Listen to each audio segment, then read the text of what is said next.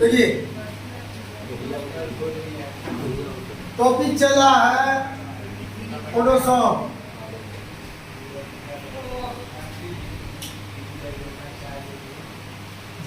और यहाँ देख रहे हैं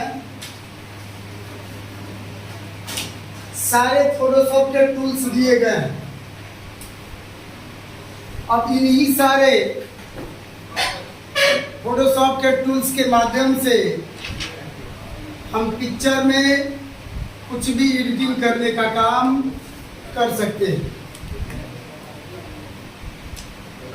ये सारे टूल्स आपको दिए गए हैं और वो भी उसके नाम के साथ दिए गए हैं। इन्हीं टूल्स के बारे में हम लोग 1 बाई 1 सारे टूल्स के बारे में हम लोग देखते जाएंगे, जिसमें सबसे पहले टूल आता है आपका रेक्टेंगल मर्क्यू टूल। ये रेक्टेंगल मर्क्यू टूल क्या होता है? तो rectangle marquee tool, this tool use for selecting a rectangular portion of image. यानी कहने का मतलब यही है, इस रेक्टेंगल टूल का यूज बस किसी भी इमेज को सेलेक्ट करने का काम करता है। इसका काम बस यही है, ये किसी भी इमेज को क्या करेगा? सेलेक्ट करने का काम करेगा। लेकिन वो भी किस रूप में सिलेक्शन करेगा? एक रेक्टेंगल के रूप में सिलेक्शन करेगा।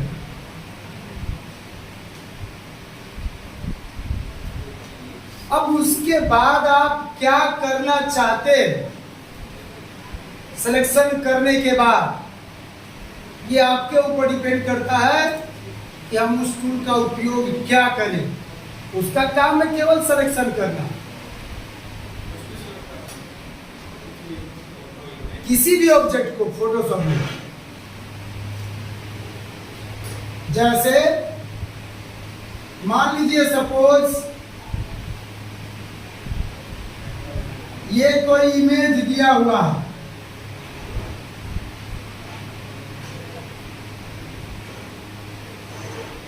हमें इस इमेज में से कुछ ही भाग को सिलेक्शन करना है। तो सीधे जाइए रेक्टेंगल मर्क्यू टूल को ले लीजिए, जितना सिलेक्शन करना है उतना ड्रैग कर दीजिए। ये पोर्शन आपका क्या होगा? सेलेक्ट हो जाएगा। अब क्या करना चाहते हैं ये आपके ऊपर डिपेंड करता है कि सिलेक्शन कर लिए तो अब इसका क्या उपयोग करेंगे। तो मान लीजिए हम एक नया पेज ले लिए और हम चाहते हैं कि जितना पोर्शन हमने सेलेक्ट किया उतने पोर्शन को हम नए वाले पेज पे क्या करें? ला दें। तो सीधे क्या करिए, मूव टूल को ले लीजिए। मूव टूल को लेने के बाद उसको सीधे नए पेज पे क्या करिए? ड्रैग कर दीजिए। तो ये इतना पोर्शन क्या होगा? आपका इमेज चला आएगा पेज पर। आई बात समझ में? इसका काम केवल बस सिलेक्शन करने का काम होता है। Click the tool, drag the mouse cursor on the image. Diagonally as you drag the mouse cursor, a dotted rectangle appear. जब सिलेक्शन करोगे तो डॉटेड रेक्टेंगल के रूप में सिलेक्शन। क्या? लेकिन याद होगा तो पिछले क्लास में हमने बताया था अलग में कि अगर आप इसको इस तरह से सिलेक्शन करके ले जाइएगा तो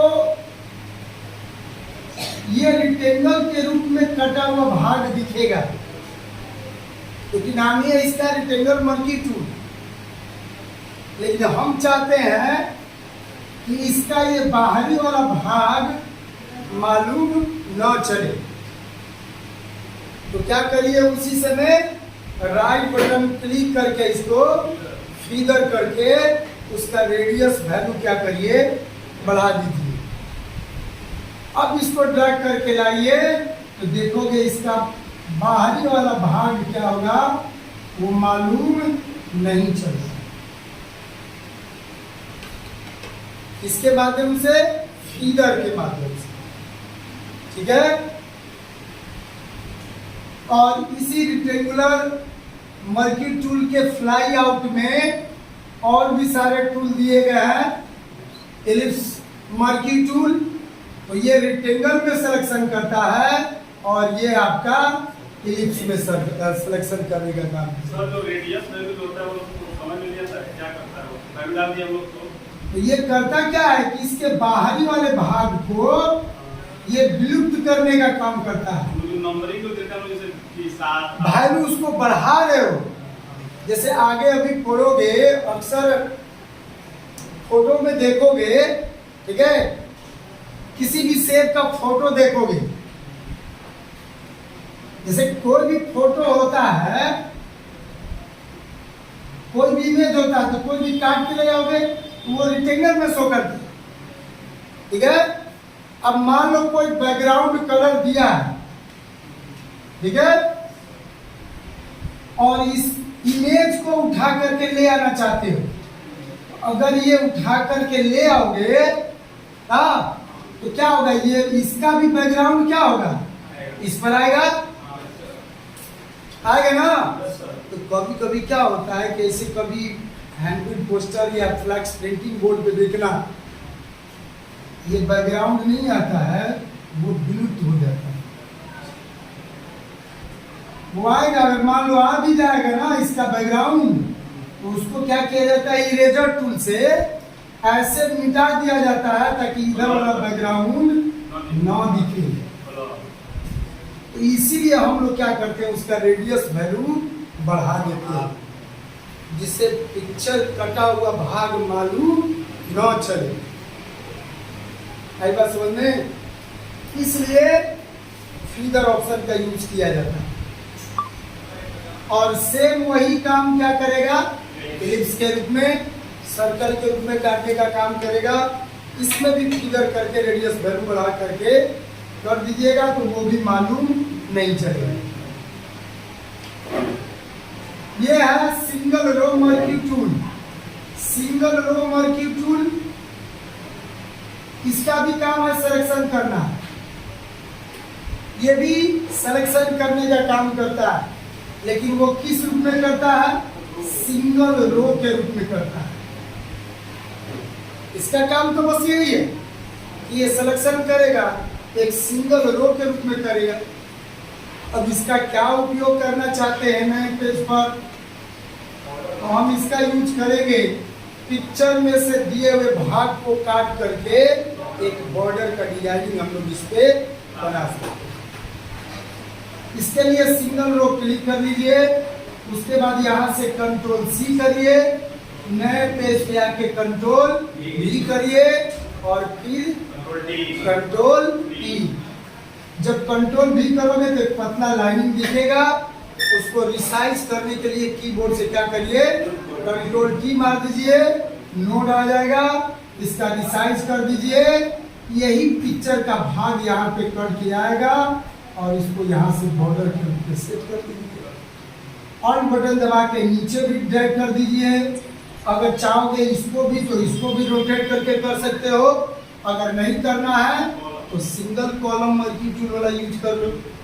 सिंगल मर्की टूल पे क्लिक कर दो, ये क्या होगा, सिंगल सिलेक्शन होगा, लेकिन किस रूप में, कॉलम के रूप में होगा।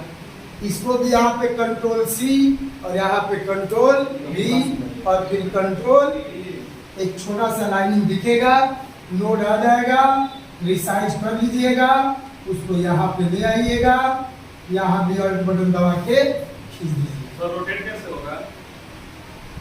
जब यदि कंट्रोल की करते हो, ठीक है, तो पतला लाइनिंग आया तो रिसाइज कर लेना, नोट दिया रहता है ना। जब माउस के कर्सर को ई वाला नोड के बाहर रखोगे, हाँ, तो जब नोड दिया रहता है ना, नोड से बाहर ले जाना थोड़ा सा ऊपर, तो जैसे ही बाहर ले जाओगे कर्सर, यहाँ पे क्या होगा, रोटेट का सिंबल एक ऑटोमेटिक बनेगा। उससे क्या करना, इसको घुमा देना। समझ आई बात? हम चाहते तो इसी का केवल यूज करके चारों तरफ का डिजाइनिंग बना सकते हैं बॉर्डर। समझ आई बात? तो ये कर लीजिएगा रेक्टेंगल मर्की टूल का यूज। उसके बाद आता है इसमें move tool. It is used to move the selection, layer and guides. Select a portion of image. Click the tool, drag the selection to move. इस मूव टूल का काम ही होता है एक किसी भी ऑब्जेक्ट को सिलेक्ट करना और एक जगह से दूसरे जगह ले जाना। और इसका भी काम वही है, किसी भी लेयर को सिलेक्शन करना। लेयर समझते हो? लेयर बोला जाता है परत को। जैसे ये मान लो कोई पिक्चर दिया हुआ है और इसी के ऊपर एक और पिक्चर ला दिए। ऊपर ला दिए तो ऊपर जो भी पिक्चर लाया वो क्या हो गया, लेयर हो गया। और बैकग्राउंड क्या हो गया, ये पीछे वाला भाग क्या हो गया, बैकग्राउंड हो गया। नहीं समझे? पीछे जो कलर दिया वो क्या हो गया, बैकग्राउंड हो गया। और उसके जो ऊपर पिक्चर लाया वो क्या हो गया, लेयर हो गया। उसी को लेयर बोला जाता है। तो इसका मूव का काम ही है सिलेक्शन करना और एक जगह से दूसरे जगह किसी भी ऑब्जेक्ट को ले जाना। और ये दिया है lasso tool. This tool use for free form selection. इसका भी काम है क्या करना, सिलेक्शन करना। ये भी किसी भी इमेज को सिलेक्शन करने का काम करता है। लेकिन यहाँ दिया है क्या चीज, फ्री फॉर्म सिलेक्शन। मतलब जैसे मन वैसे उस भाग को जैसे सिलेक्शन करना होगा सेलेक्ट कर सकते हो। जैसे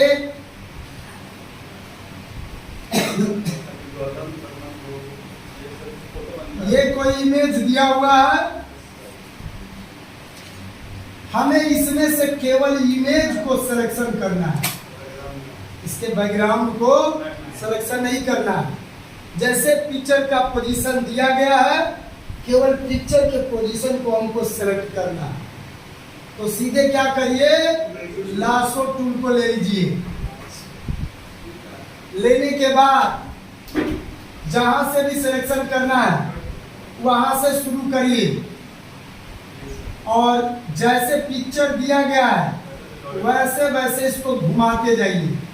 ये dot dot dot dot selection होते जाएगा। एक चीज का ध्यान यही रखना है कि माउस के कर्सर को छोड़ना नहीं है, दबाए रहना है और इसके पिक्चर के चारों तरफ घुमाते जाना है। और जहां से शुरू किए थे वहीं पे लाके इसको मिला देना है। दिया है Photoshop connect your the starting point two ending point. जहां से शुरू करोगे वहीं पे लाके उसको मिला दोगे। मिला दिए, इसका काम हो गया, सिलेक्शन करना ही था। अब यदि चाहते हो कि इस इमेज को हम दूसरे पेज पे, नए पेज पे ले जाए तो क्या करो, मूव टूल को सिलेक्ट कर लीजिए और इसको खींच के क्या करिए, यहाँ ला दीजिए नए पेज पे। केवल ये इमेज क्या होगा, आपका चला आएगा। ये बैकग्राउंड नहीं आएगा, केवल क्या होगा, इमेज आपका नए पेज पे चला आएगा। समझ में आई बात? तो ये होता है क्या चीज, लासो टूल। अभी इसका भी फ्लाई आउट दिया हुआ है, इसकी चर्चा हम लोग नेक्स्ट क्लास में करेंगे।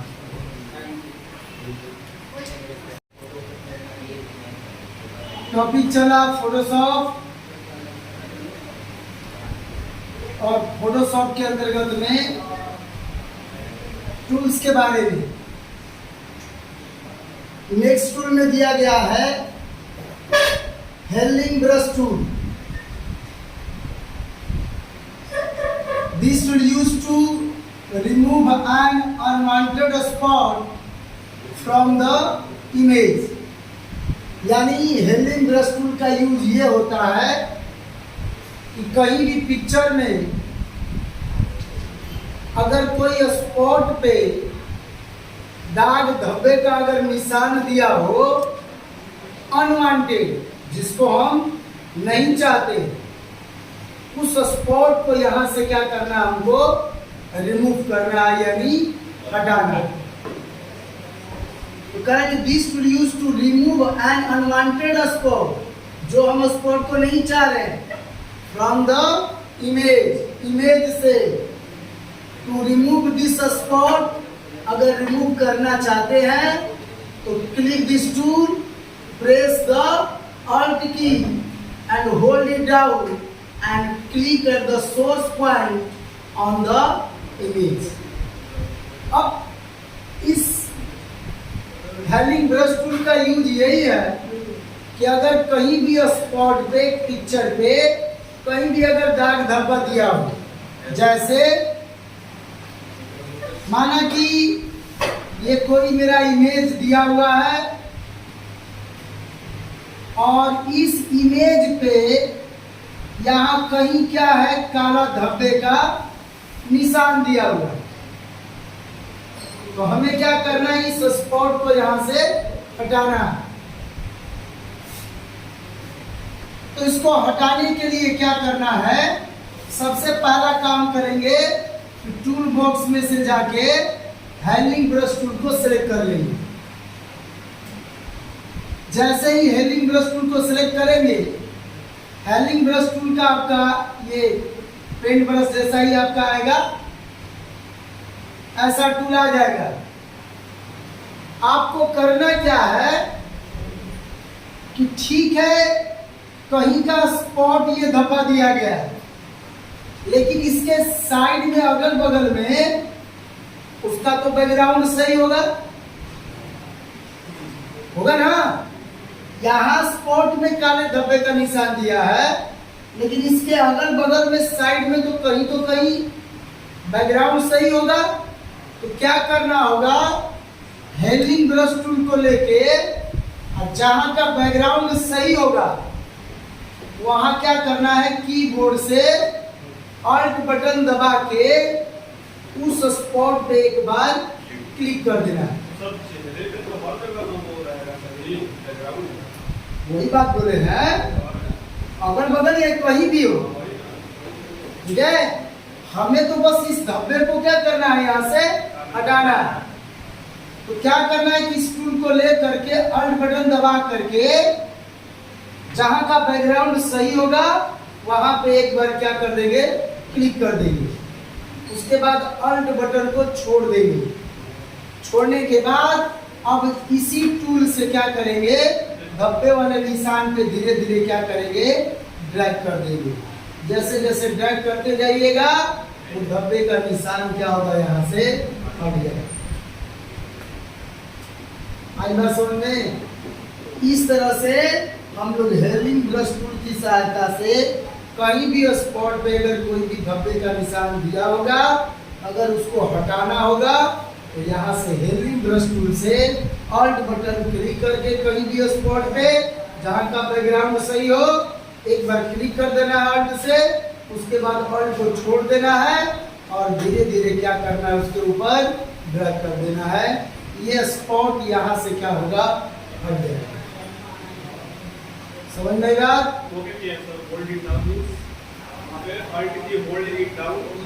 Hold it down, alt button दबा करके क्लिक करना। होल्ड का मतलब क्या होता है, ऑल्ट बटन दबा के एक बार क्लिक कर दीजिए।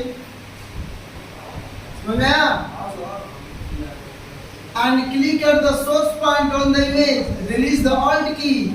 Now drag the mouse cursor over the spot to be removed. Alt button छोड़ के उसके बाद धीरे धीरे ड्रैग कर देना है, वो स्पॉट यहाँ से क्या होगा, हट जाएगा।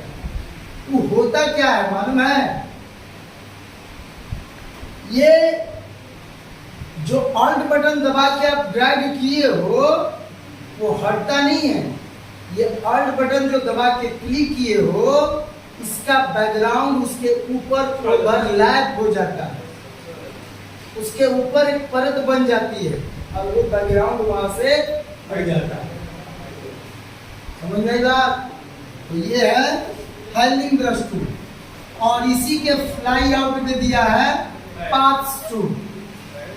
पाथ टूल इसका भी सेम काम वही है, लेकिन तरीका इसका अलग है। जैसे अगर ये स्पॉट दिया हुआ है, धब्बे का निशान दिया है, अगर इसको आप हटाना चाह रहे हो पाथ टूल से, तो पहले क्या करो कि पाथ टूल को ले लो। पाथ टूल को लेने के बाद इस स्पॉट के चारों तरफ इसको सिलेक्शन में कर लीजिए। जितना में स्पॉट दिया है आपका धब्बे का निशान, उतने स्पॉट में इस टूल से चारों तरफ से इसको घुमा करके सिलेक्शन कर दीजिए। सिलेक्शन करने के बाद इसी टूल से यही धब्बे पे कर्सर रख के माउस से ऐसे ड्रैग कर देना है, खींच देना है ऐसे। जैसे ही खींचोगे ये स्पॉट यहाँ से क्या होगा, हट जाएगा। काम वही है, स्पॉट को हटाने का ही काम करेगा, बस अंतर यह है तरीका करने का अंतर। बस धब्बे को सिलेक्ट कर लेना है और माउस की सहायता से धीरे से ड्रैग कर दोगे, ये स्पॉट यहां से क्या होगा, हट जाएगा। क्लियर? उसके बाद दिया है ब्रश टूल। तो this tool use for painting the background colour on the image. मान लो कोई भी इमेज दिया गया है, कोई भी बैकग्राउंड हो सकता है, कोई सीनरी हो सकता है, हमें इसका बैकग्राउंड कलर क्या करना है, चेंज करना है। हमें इसका बैकग्राउंड कलर क्या करना है, चेंज करना है। तो सीधे क्या करेंगे हम लोग, ब्रश टूल को ले लेंगे। ब्रश टूल को लेने के बाद आपके टूल बॉक्स में देखोगे तो टूल बॉक्स के नीचे, टूल बॉक्स के नीचे यहाँ पे देखिएगा 2 कलर बॉक्स दिए रहते हैं। 2 कलर बॉक्स दिए रहते हैं। The default foreground colour is black. जो फोरग्राउंड कलर होता है वो ब्लैक होता है and default background colour is black. ठीक है? उसमें से आप जा करके क्या करना, बैकग्राउंड कलर पे क्लिक कर लेना। बैकग्राउंड कलर पे क्लिक करने के बाद उसमें से कलर कोई भी चूज कर लीजिएगा कि हमको कौन सा बैकग्राउंड कलर सेट करना है। यहाँ पे चूज करने के बाद अब ब्रश की सहायता से क्या करोगे, धीरे धीरे ड्रैग करोगे। पहले क्या करो कि पिक्चर के चारों तरफ पहले ड्रैग कर लो। ठीक है? पिक्चर के चारों तरफ पहले ड्रैग कर लो। कर्सर के साइज, मतलब ब्रश के साइज को छोटा करके चारों तरफ ड्रैग कर लो। उसके बाद ब्रश के साइज को बढ़ा लो। राइट बटन क्लिक करके भी बढ़ा सकते हो और नहीं तो कंट्रोल और प्लस ये पोस्ट वाला देखोगे, ये दिया रहता है कीबोर्ड में आपका पोस्ट होता है ना, तो कंट्रोल और ये वाला पोस्ट वाला ये दबाओगे तो साइज क्या होगा, ब्रश का बढ़ेगा, और ये दबाओगे तो ब्रश का साइज घटेगा। या राइट बटन क्लिक करके भी बढ़ा सकते हो ब्रश का साइज। तो अगर इसके चारों तरफ पेंटिंग कर दी हो तो ब्रश का साइज क्या करो, बढ़ा लो और धीरे धीरे क्या करो, चारों तरफ पेंट कर दो। इसका बैकग्राउंड कलर क्या होगा, चेंज हो जाएगा। समझ गया? ब्रश टूल को लेने के बाद अब जैसे इच्छा हो वैसे पेंटिंग कर दो। पहले क्या करना होगा, कलर बॉक्स में से कलर सेट कर लोगे कि कौन सा कलर हमको पेंटिंग करना है। ठीक है सर? उसमें 2 तरह कलर रहेगा, कौन सा करेगा कि कौन उसमें होगा? आए कौन वाला, ऊपर वाला होगा कि नीचे वाला? बैकग्राउंड कलर, नीचे वाला। बैकग्राउंड कलर पे क्लिक करके कलर बॉक्स में से कोई भी कलर चूज कर लोगे। मिक्सिंग आता है, मिक्स करने के लिए कलर दिया रहता है, मिक्स करके एक नया कलर बना लोगे। उसके बाद यहाँ पे सेट करो इसका पूरा का पूरा बैकग्राउंड कलर क्या होगा, चेंज हो जाएगा। और ये दिया है क्या चीज, पेंसिल टूल। तो कहने का मतलब है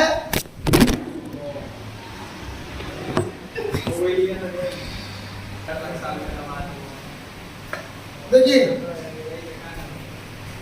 तो कह रहे थे कि ब्रश टूल से पेंटिंग करने का काम कर लिए, आईसी के फ्लाई आउट में दिया है क्या चीज, पेंसिल टूल। तो आपको जानकारी के लिए बता देते हैं, जहां तलवार का काम होगा वहां तलवार का यूज करिएगा, जहां सुई का काम होगा वहां सुई का यूज करिएगा।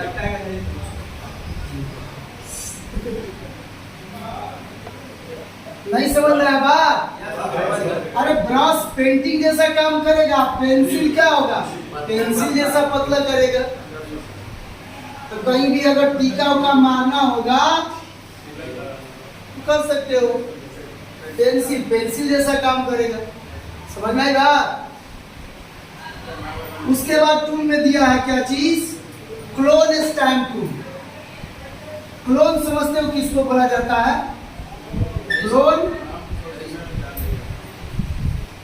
क्लोन बोला जाता है डुप्लीकेट को। मूवी में सुने होंगे कि उसका क्लोन बनाया गया। क्लोन बोले तो डुप्लीकेट ही होता है। तो मान लो कि अगर यहाँ पे कोई इमेज दिया, अक्सर शादी विवाह में देखोगे जो फोटो इमेज बनता है ना, तो देखे होगे बीच में तो फोटो रहता ही रहता है, लेकिन साइड में भी यहां देखोगे ऊपर, नहीं समझे, साइड में भी केवल इतना फोटो क्या होगा, साइड में ऊपर और ये बगल में, अरे नहीं एल्बम की बात कर रहे हैं। एल्बम में फोटो देखोगे तो यहाँ दोनों लोग बैठे रहेंगे, मतलब समझ में आ रहा ना, तो दोनों लोग बैठे रहेंगे और इन्हीं दोनों लोगों का फोटो बड़ा में, वो भी हाँ यहाँ ऊपर में दिया रहता है, रहता है। अगर इस टाइप का कोई भी इमेज बनाना हो तो आप बनाओगे किसके माध्यम से, क्लोन स्टैम्प से। और भी इसका यूज है, बता रहे, मेरे ध्यान से सुनो। अगर मान लेते हैं कि इसका क्लोन हमको यहाँ पे बनाना है, कोई भी इमेज का, या उसका डुप्लीकेट, वो पूरा नहीं, हमको सिर्फ हाफ चाहिए। वही काम करेंगे जो हम लोग क्या किए थे, हेलिंग ब्रश में किए थे। आपको करना क्या है कि जो भी इमेज हो, कीबोर्ड से क्या करोगे, ऑल्ट बटन दबा लोगे, कीबोर्ड से ऑल्ट बटन दबा लो और एक बार क्लिक कर देना पिक्चर के चेहरे पे। ऑल्ट बटन दबा के पिक्चर के कहीं भी भाग पे क्या करो, एक बार क्लिक कर दो और उसके बाद ऑल्ट को छोड़ दो और उसके बाद कर्सर का साइज अपना बढ़ा लेना, क्लोन स्टैम्प टूल का, वही जो बताए थे कंट्रोल और पोस्ट वाला। और उसके बाद माउस से धीरे धीरे क्या करना, ड्रैग करते जाना, तो ये वाला पिक्चर यहाँ पे क्या होगा, उभर के आ जाएगा। वही काम यहाँ भी, दूसरा फोटो है और बटन दबा के एक बार क्या कर दो, क्लिक कर दो और उसके बाद यहाँ धीरे धीरे धीरे धीरे क्या करो, ड्रैग करो, यही इमेज का क्या होगा, यहाँ पे क्लोन बन जाएगा। समझ में आएगा? तो ये हो गया इसका पहला यूज। दूसरा यूज भी है, दूसरा यूज ये है कि कभी भी आप डिजिटल जब कैमरा से फोटो खिंचवाते होगे तो फोटो में कुछ और सामने कुछ और दिखता है चेहरा, तो वो चेहरे को साफ किया जाता है। तो साफ करने के भी संदर्भ में क्या किया जाता है, क्लोन स्टैम्प टूल का यूज किया जाता है। चेहरा यदि साफ करना हो, जैसे अगर मान लो कहीं भी पिक्चर इमेज में धब्बा उब्बा का निशान दिया हो, ब्लैक कलर का निशान हो, ना। तो वही जो हम हेलिंग ब्रश बताया था ऑल्ट बटन दबा करके, इसमें क्या करोगे कि बार बार ऑल्ट बटन दबा दबा के, बार बार ऑल्ट बटन दबा दबा के धीरे धीरे ड्रैग करते जाओगे तो वो चेहरा क्या होगा, साफ हो जाएगा। तो इस क्लोन स्टैम्प टूल का यूज क्लोन बनाने के लिए तो होता ही है, प्लस चेहरे को साफ करने के लिए भी क्लोन स्टैम्प टूल का यूज किया जाएगा। ठीक है।